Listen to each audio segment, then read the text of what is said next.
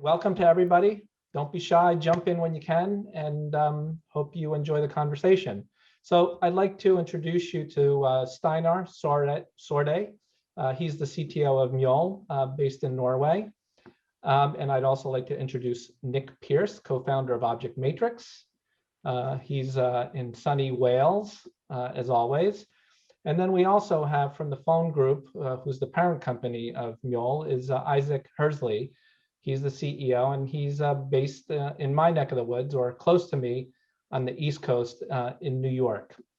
So today's topic that we're kind of going to swirl around is smart media management in the cloud.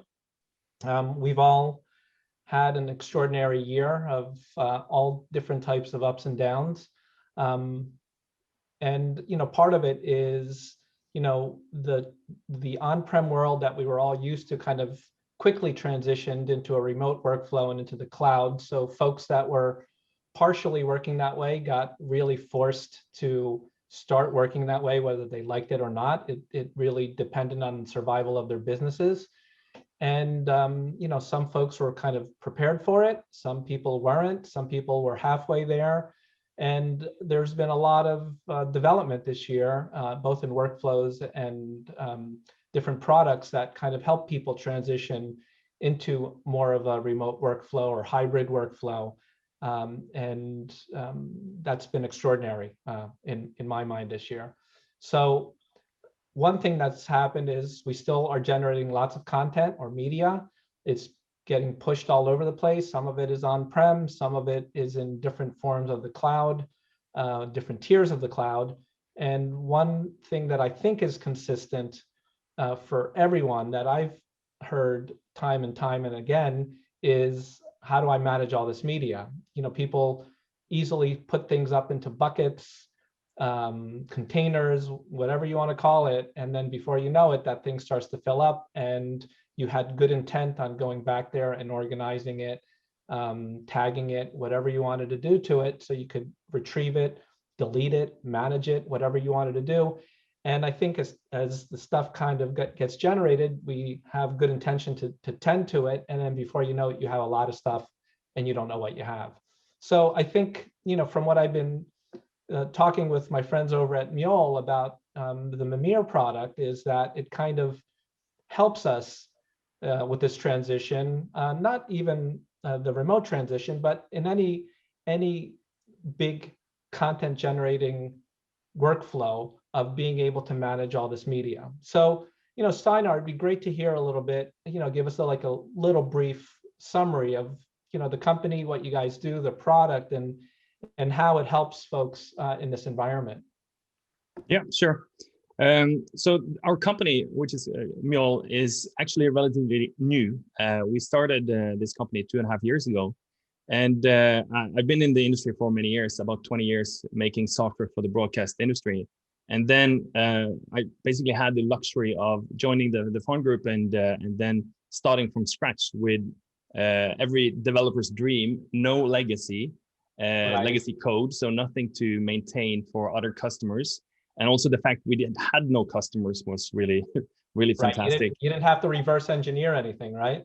Exactly. It was straight on blank sheets, start from scratch. And we have been working in this industry with media management before, and knew the pain of managing these large MAM projects and PAM systems. And we saw the trends of moving to the cloud and also using AI to add metadata or extract metadata automatically. So I guess one good thing when you're kind of coming up with a concept and starting to develop this, since you did start a little bit later in the game, you did have advantage of the cloud tool sets and all of the AI type of workflows that are featured throughout the space now, right? Absolutely. We could basically start in the end where everybody wants to move, so that we could start with a clean software as a service in a pure cloud environment. So that was quite easy to start with the archive type workflows, where people want to store content in the cloud, but also index it using different AI services. And since then, we have, of course, seen the need for on-premise workflows, because not everybody is ready to move all the content to the cloud, and it's expensive. So we definitely saw a year and a half ago that we needed a hybrid solution that would tie into on-premise infrastructure and have storage integrations so that we could have, for instance, proxy generation happening on-premise and then only send the proxy to the cloud for indexing and for serving out, but still keep the high-res on-premise. So you keep the data movement to a minimum, but it gives you lots of visibility of what your content is, right? Yeah, absolutely. And I mean, the on-premise part is, I would say, optimization of money and time. So sometimes you don't have the time to move content to the cloud and back if you're talking high-res content and breaking news, for instance. And then it's the cost issue. So it was really natural for us to find partners such as Object Matrix that deal with the on-premise part, because we are a pure software company. We're a product company. Mm-hmm. And although we have a lot of functionality for regular broadcast PAM and MAM features, we try to do as little as possible of the on-premise parts and be as IT friendly as possible, so that we don't require a lot of software installed on premise, but we do need to have good integrations with existing storage that need to sit on premise. Right. So are you finding that people like this kind of approach where, they have the ability to kind of keep all of their high bandwidth material, their high res material on their prem, and then, be able to kind of catalog things and work in proxy workflows in the cloud to kind of save the movement of media? Yeah, I would definitely say yes to that. I mean, a lot of vendors are talking about hybrid workflows today and proxy-based workflows. Mm-hmm. And you need to have the hybrid approach to be able to satisfy both the security nerds out there that want to have their files on a machine that they have control over in either a rented warehouse or something they can touch and feel. But then also you want to get the benefits of being a cloud-based environment where you can have people working from home or from any location, and also benefit from the scalability and elasticity of the cloud, where you can have systems that scale up to thousands of users working on the same content at the same time, and also scale down to have a smaller delivery that doesn't require a big investment with a big capex investment to start using a MAM or PAM system. Right. I mean, it is, because MAMs and PAMs, they all sound great, right? But depending on the feature set that comes along with it and the customizable aspect of it, it can become a real project. So, if you have something that can at least right out of the box can help you help with the efficiency of your workflow, it's a big plus. And you're right. There's all different types of workflows now, and all different types of needs, right? And security guidelines. And some people are way more secure. Some people are less secure. Some people want that scalability. It's been a big thing the past year, and I've seen this with a lot of people, is that it's also opened up the market to working to the global market to talent. So you're not regionalized anymore. You can have a great core team of artists working in your region or on your on-prem, but if there's a particular style or a particular artist that you're interested in that lives in another part of the world, this does allow you to kind of bring these people in and work with whoever you want to work with, wherever they are, right? Does Mimir kind of help facilitate that? Yeah, I would say absolutely. I mean, since we are a normal cloud offering with no limit to where you work from, you get absolutely the benefit of that. And we do see that a lot of our customers, they of course have existing infrastructure. Mm-hmm. So in many cases, we don't replace the existing MAM or PAM system, but we function as an add-on to existing storage and existing workflows in the newsroom environment and so on. So, and that can also, in many cases, be multi-site environments. So they can have content spread around in different offices in different storage solutions, and they need to index it. And with Mimir, we can basically be a federated search on top of all the existing management systems, and then navigate the user back to the existing system so that they don't need to change their workflow for producing news or sports. That's amazing. So you have like integration with Adobe Premiere and Avid, and Yeah, all the analysis systems that you need to. We have specifically good integration with Adobe Premiere Pro, because they have the ability to run these panels inside Adobe Premiere Pro, which allows us to have full high-res proxy workflow and to host the whole search experience from our product inside Premiere, so that they don't need to think about file management or file movement at all. And the system will just grab the content from where it sits and place it also back to the system where it needs to be. Amazing. And metadata is a big thing, right? It has been big for a while. I think now in this kind of, especially with remote workflows where you really want to be able to find your assets so it can help with the efficiency of whatever you're doing. But for broadcasters and everybody else who can find their assets to monetize them in any way possible. So I assume you guys have a metadata rich platform, and how does that all work in brief? Yeah, we do have a configurable metadata system, so people can create their own schemas for different types of assets, and also for time-based information. So if you want to log soccer, for instance, you can have different soccer-specific event types that you can configure with metadata. So we can import or let the user enter metadata. But the most powerful part of Mimir in that sense is the automatic metadata that we extract using AI services. Yeah, and how does that work? Do you point to an AI service of your choice, and do you have to give any kind of guidelines to it, or how does that work? And with extracting that data. Yeah, first I'd like to mention we are not an AI company ourselves. Right. There are so many good AI systems out there, and a new one is popping up every month. So of course we are just integrating the best ones that we find in our solution, and we let our customers choose which ones they prefer.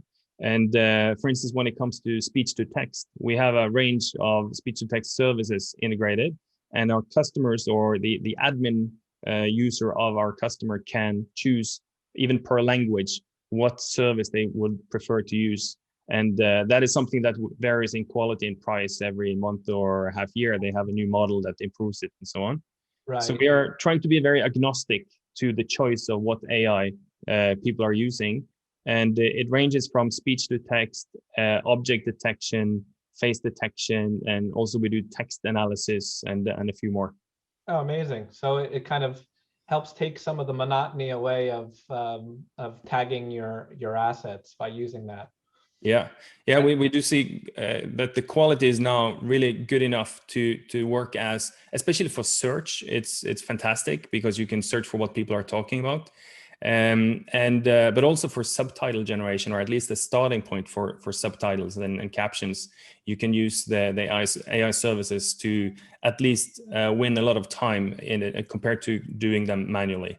Right. Great. And what about the cost? How do you guys price your software or your service? Yeah, the software itself is priced on a per user per month basis. Okay.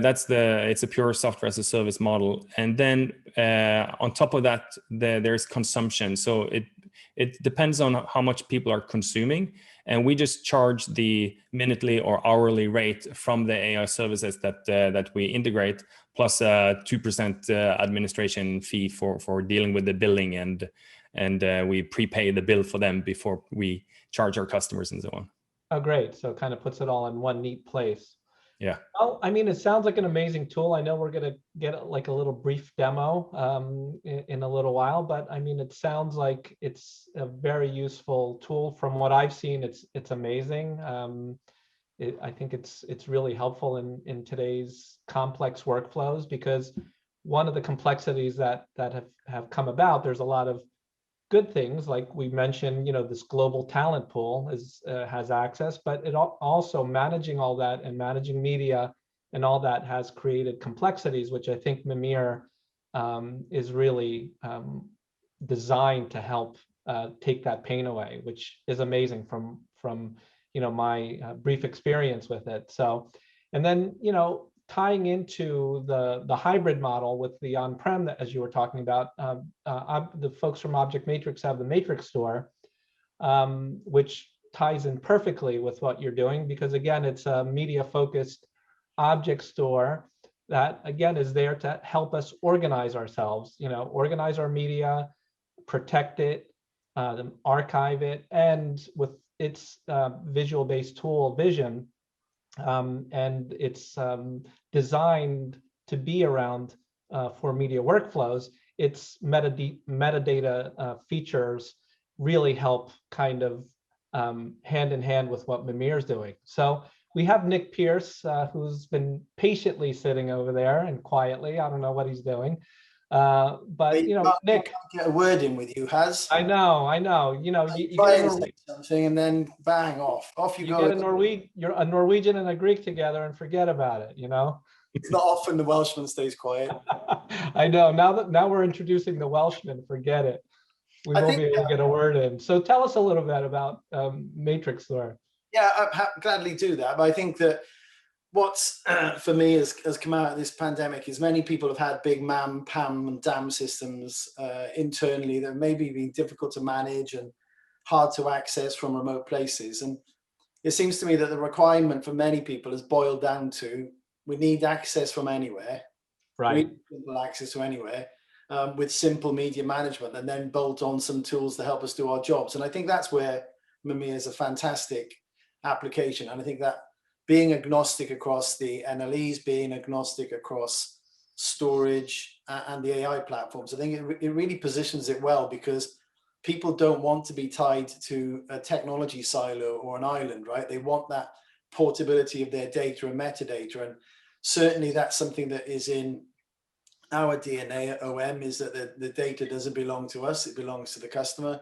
Do you think that's becoming more important to people? I mean, because I guess, a lot, you kind of take it for granted, right? You have a tool set that you do something with your data, and sometimes you don't realize that it's in some type of proprietary format that you can't really actually do anything with it unless you're using that application, right? I don't think people realized that their data was in a content jail, right. Pandemic, and then that's a good one, a content jail. And because it's been kept in a proprietary format, there are people who, when they move stuff to the cloud, they'll tie it up in a proprietary format. So even though it's the customer's bucket, they still can't access it with other workflow tools. And that's right. A bit easy. So I think that being agnostic, being more open, ensuring people can access their data from places is something that we've really concentrated on. And I think if we were to talk about sort of Object Matrix, Matrix Store, what it's doing for our customers is really reducing the complexity of ensuring content is going to be there when you need it, ensuring that you can find that data instantly on demand 24/7. It's obviously doing a huge amount in the background, whether that's the on-prem system or the Matrix Store cloud. And of course, we've had an API since 2005, which was ridiculously early to have an API. You're ahead of your time, and you didn't even know it. Well, I think we realized it when there was no revenue coming in. You're like, what are we doing? Why are we doing this API stuff? No one knows what it is. Yeah, and so, for us, it's important to be integrated with tools that make sense for our customer base. So we've got customers who, all adopted Vision very quickly. They hadn't, because it meant that they could access their content from anywhere. And I'll say Vision is such a great tool. Like you were saying, it takes the complexity out of finding your media, right? And I think, the same thing with Mimir. I think it takes a lot of the complexity away. And one thing that we need to talk about a little bit is, if you know what you have, you can have a choice of what you want to do with it, right? But you also have the choice of deleting it, which takes up less space. So if you're in a cloud-based environment or an on-prem environment, it helps with keeping the costs down. Do you remember when we did the preparation for this call, we said we wouldn't say anything upsetting? Well, yes. Deletion is a dirty word to a storage company. Oh, I know. But, you know, but to the CFO, it's a nice word sometimes. No, indeed. Like ultimately, if you don't know what you've got, you haven't got it, or Exactly. you're wasting cycles and time. And I think that, you know, the fact that we've got a system that's non-proprietary, where metadata is portable when we move it to other platforms, it gives people that comfort that they're not tied into a vendor, that their data is portable. And I think that data sovereignty, that ownership of data, is becoming more important to people as they go forward. Maybe it wasn't. I think what is more important right now, though, is, as everyone's probably discovering, that, you know, setting up a remote cloud workflow is not as maybe straightforward and simple as they thought it might be. Yeah. And certainly working with OM, working with Mjoll and the guys and you guys, people should just be able to sign up to a commercial agreement and get working straight away. Right? Yeah, because a lot of people don't have the luxury of having their own in-house development team. Or even if you do have an in-house development team, sometimes you're not developing a commercial product, you're developing an internal product. And, you know, when you're bringing things to market and maintaining them in the market, it takes a level of focus and a dedicated development team to keep it going, keep it improving, making sure updates are rolled up, security patches, anything that comes up. So it takes a lot of time and effort and resource to do that, right?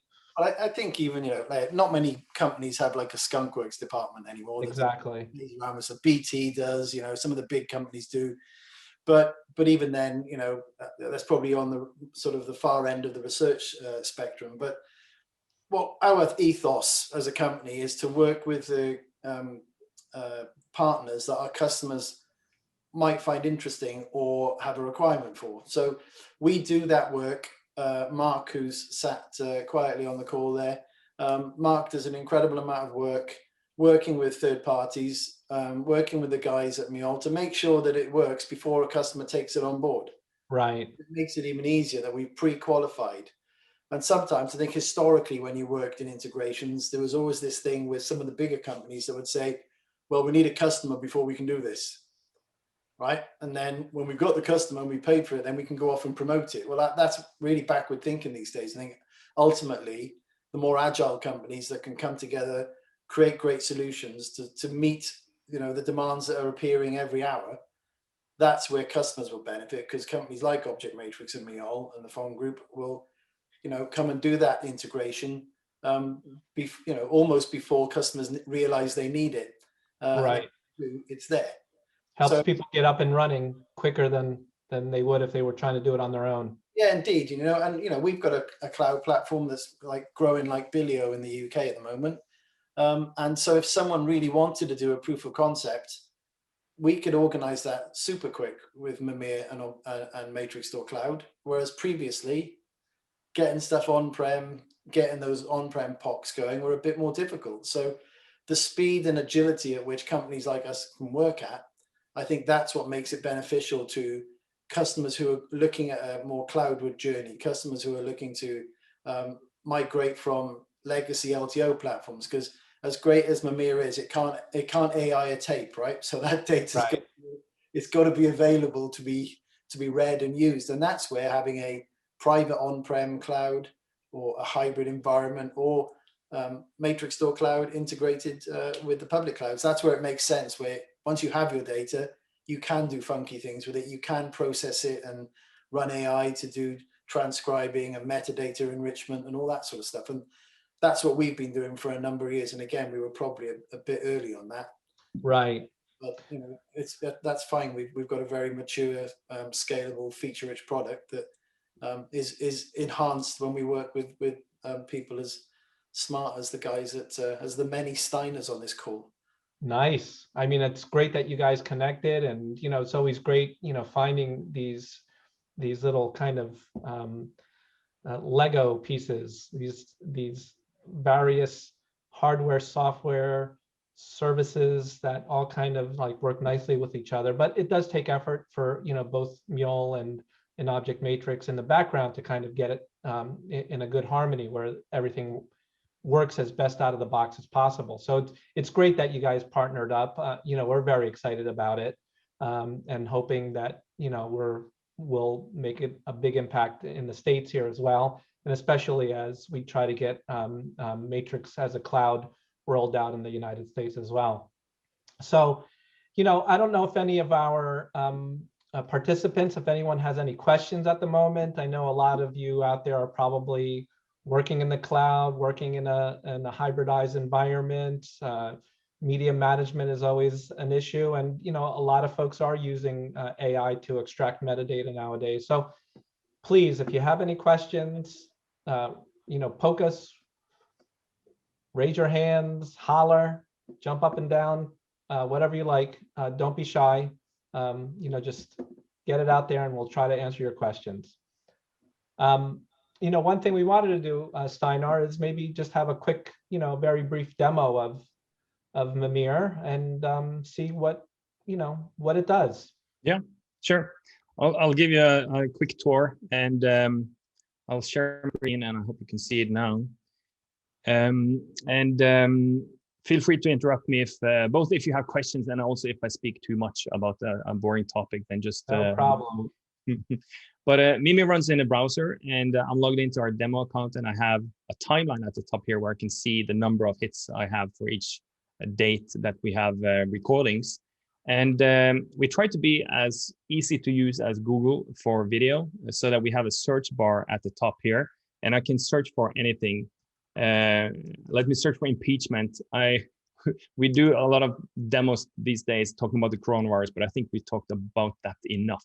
So I'll do a little bit of content around on impeachment hearing. When I search just in general, like for as a Google search for impeachment, I get all kinds of search hits. And each line that I see here is one search hit, and it could be a video, it could be a still picture. And there are different reasons for getting the different search hits. You can see it down here, the title of the media is highlighted. And then when there are search hits that are time-based inside the video, like these, they are marked here as hits inside the video. And because they are orange, I know that they are spoken words. So that's a color key, or with an icon that says, this is a spoken word hit. And I can basically click on it, and it will then queue up that video to the time code of the video where he's saying the word impeachment. Right. And yeah, so basically we get all kinds of search hits, and we do have an advanced search where I can filter and control this better if I want to. But basically I can very quickly browse around and find people saying or talking about impeachment. And impeachment testimony, some of these search hits are, or most of them are in English, but if I go to this one here, he's speaking Spanish. So if we go into this video, we will see that the transcript, this is the details, the whole transcript of this video. And we basically have a search hit in the Spanish words here, as well as in the translation. So by using automatic translation to English, I can, and I don't speak Spanish myself, but I can understand what they are talking about here. And I can play this clip, and you will see subtitles down here under the clip, which are auto-generated based on the transcript that we have generated. El presidente Trump se quejó hoy de que su defensa en el juicio político So basically, the people that are using the system can search and find content that are in languages that they don't speak. And we do all kinds of AI analysis in addition to this. If I wanted to have, for instance, something more than just the word impeachment, I can go to my advanced search menu. Here I have search in titles or in people, meaning face detections, and also in object detections and a lot of other things. If I wanted to have a clip with Fiona Hill, I marked that as a filter. So now I get the combination of the word impeachment, but only items that have Fiona Hill in the video. So if I open one of these, we will see that based on my search, I have one search hit in the transcript, and I have a person hit on the face detections here. Oh, wow. So basically we can see also on the timeline here where she appears in the video. So if I click on Adam Schiff as well, we can see that he's talking over here, but here is the intro from Fiona and so on. So you can basically get an overview of the content in addition to finding the content, which makes it, of course, very easy to jump around. If I, for instance, want to search here for when they are talking about Ukraine, I see I have plenty of hits here, and I can basically click on the words. Ukraine and Turkey. And listen to the different mentions of Ukraine. So as a search tool and research tool for journalists, this makes it possible to find content in the archive. And also I can produce subtitles from this. So if I go to the subtitle view, I can see the chunking of the subtitles, and I can of course modify them if I see spelling mistakes, or if I wanted to have something suitable for the web, I can realign it to be, let's say, 5 words per subtitle. And this is a 1 hour recording, and now it has generated subtitles in that width, or with that many words on each subtitle for me automatically.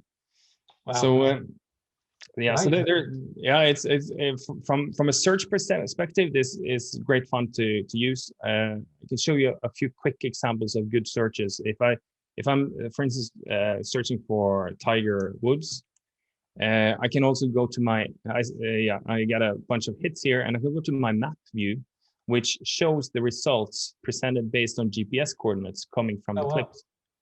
So I can play this one, or I can jump down to this area here where I have 2 different clips in different locations. So this is also different types of metadata. So we have a lot of manual metadata that could come from an existing MAM system or registered metadata, which can be indexed the same way and searched the same way. And then we overlay the AI-based metadata on top of that. So you've got you've got powerful tools to kind of enhance what you have already there, which is great. Yeah, you don't lose the existing metadata. So, right. And what since if you I'm have in a Norway, bunch of stuff? What if you have a bunch of stuff, say, like on a storage system, whether it's on-prem or up in the cloud, and you're like, I don't really know what I have there. Can you kind of point it there and do a little bit of a discovery and find out what you have there, and kind of start to organize it and catalog it?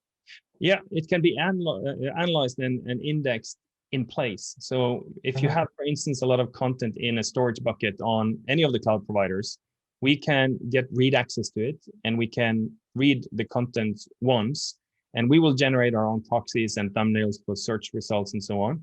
And we will run it through the AI services based on the proxy, because they don't support broadcast formats.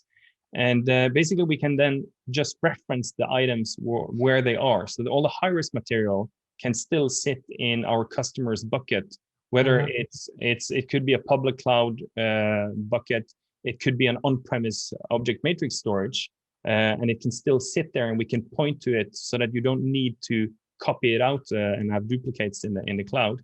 And the users, they don't need to see this. They don't need to worry about where the files are when they need it. It will just download it from wherever it is sitting.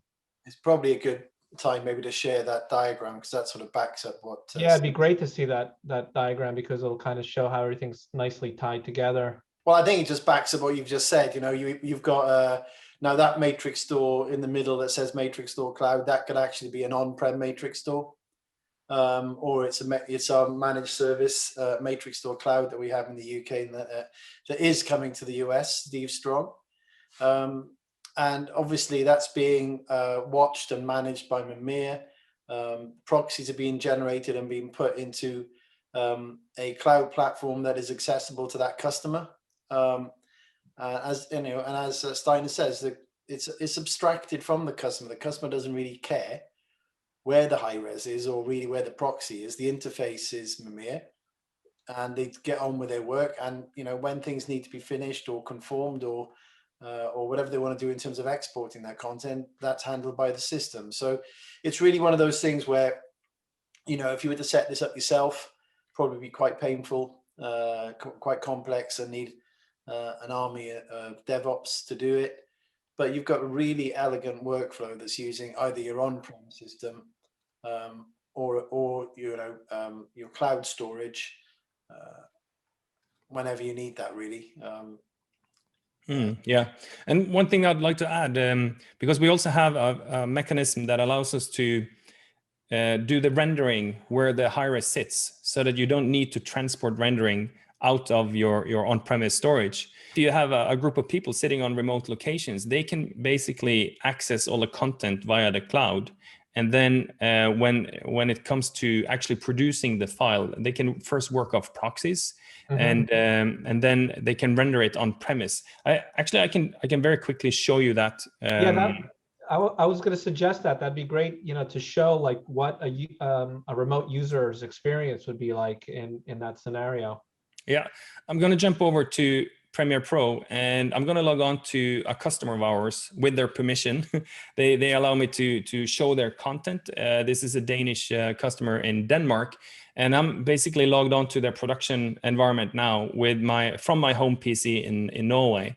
And I see they have just finished their production tonight, so they don't mind if I use the system a little bit, and they have plenty of capacity for rendering and everything. And basically, if they have their archive back to 1980, and they launched our system last year in the middle. And if I go to 20, you can see it picked up here in the middle of 2020. And if I go to this month, and I'm going to go to yesterday to not spill any beans from content they haven't published yet. Okay, so I have navigated to the content from yesterday, and I can see the different stories that they made. Go into any of these packages. Let me just pick one of these packages, and I can see the metadata. I can see the different persons detected in it, and I can also see the transcripts. So I'm working from my home office, and I can choose also in and out time codes by text. So I'm just selecting the spoken words, and it marks an in and out point, and then I'll import that as a subclip. And I can work with all the media, and I can also work with like voiceovers. If I go to audio here, and then I can see all the different voiceovers that they made today, and they can also be transcribed, so I can import them and use them. And if I go to my video item, I can also import the subtitles. I'm going to skip that just to save some time.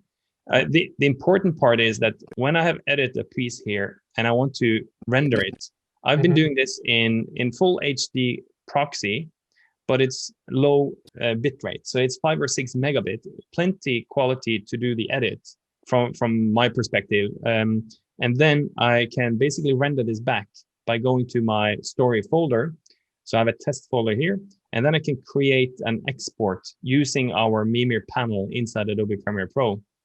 And I'll mark it as test conform. And I'm going to switch off some of the analysis so I won't incur cost on behalf of my customer. But I'm going to leave this central render checkbox checked. And that's a crucial part of this, because now our panel is picking up my edited sequence and sending that to the cloud, to Mimir. And then our on-premise infrastructure, which is sitting just next to the high-res storage, and also the Adobe Media Encoders, will now manage the conform, so that this is now taking place on an Adobe Media Encoder using the original quality of the content. So the end result here will be a 200 megabit broadcast quality file that has been produced on premise just next to the storage. And I've been making that using a full proxy workflow in my home office without thinking really about file management or moving stuff around. And our system on their premises will take care of transporting necessary source media if it doesn't have it on the local storage, but maybe it's on their archive in the cloud, maybe it's on Glacier storage in the cloud, or it could be on an object matrix storage in a different city. It will suck it from wherever it sits and then place it on the NAS that this Adobe Media Encoder is connected to, so that it can perform the render in full quality. That's amazing. So, yeah, for the user's point of view, this is super easy, and we basically get an optimal file movement workflow without making it hard for the users. So it's got an amazing integration in Premiere, and I guess this can truly go back to how we started the conversation with almost like a global workflow force, you can really work from anywhere with it. You know, if you're using the Premiere product. What about any other, like say that you were in After Effects or anything like that? I mean, could you take advantage of it in there as well? Yeah, we have this panel working in After Effects and Photoshop and also in Adobe Audition for audio. Okay. Yeah. And it allows us to do a lot of stuff. We can integrate and know what files are available in high-res and in proxy. And if I, for instance, bring in some files, I'm just going to drag a file from my local drive here. It could be a camera card or something, and I just drop it into my local bin. So I import it directly to my Premiere bin, and our panel will discover that one, and that will now be a candidate to be uploaded, so that if I were to use parts of this in my sequence here, I would not be able to do a central conform without uploading it, and our system will do that automatically. So if I go here and create a new render, it will now tell me that one file, 95 megabytes, is used, and it needs to be uploaded so that it can be brought to the storage where the render conform will happen, because it's currently only available on my machine here in my home office. So yeah, so there's a lot of possibilities for making life easy for users in Premiere, and that is not so easy with other editors. We do work with Avid Media Composer and DaVinci Resolve, and basically all the craft editing systems. Final Cut Pro on Mac works as well, but not as integrated as we can do with Premiere, to be honest. Yeah. So maybe, you know, thank you for that. Thanks for showing that. It really kind of does tie it all together. Did we want to, you know, now that we had an overview of it, and you know, Steinar gave us that great demo, both of the functionality and also the integration in Premiere. Is it worth throwing that graphic up one more time just to kind of, you know, refresh our memories of how it's all tied in together? And then we can see if anyone has any questions. So Nick, just talk us through this real quick. Well, yeah, just as we said before, and I think basically Matrix Store, whether it's on-prem or in cloud, is for ensuring all of your data and content is available all the time. So as people are, you know, the move from LTO, certainly in news and sports, was happening anyway. So people like ITN moved their entire archive to our platform because they needed instant access to everything. And whilst we provide brilliant tools like Vision, which is on the left, that means people can access that content and proxies. You know, we're not a remote editing platform. We don't have those AI integrations, and therefore, you know, our customers really love Vision, but sometimes they need something a bit more sophisticated and powerful to get the jobs done that they need to do, certainly into that news environment. So Mimir then is able to scan, see what we've got, create proxies, make those proxies available in the cloud so people can collaborate globally, and then do all the great things that Steinar just mentioned, whether it's AI-based or plugging into any of the Adobe suite of tools and Avid as well. And so it's really nicely integrated, automated workflow, such that the users can just get on with doing stuff. You know, there's no bottlenecks. You know, what we've seen over the last 12 months is people needing content, but relying on someone else to go and get it for them. Right. Because it's on a silo, or it's in a tape, or it's on a shelf. Or you have multiple copies of it, just, you know, all over the place, right? And you have no idea where they are as well, right? As we've discovered with a couple of other customers we're talking to. So this enables people to be way more operationally efficient, because if it's on a cloud storage platform, private cloud, public cloud, Matrix Store cloud, then people can self-serve, right? You know, the producers, the editors can either with Vision or Mimir access content instantly, work on it, get the job done, move on to the next thing. Not get a job, wait for content to arrive, wait for it to be in the format they need it to be in, work on it, because then that moment may have passed.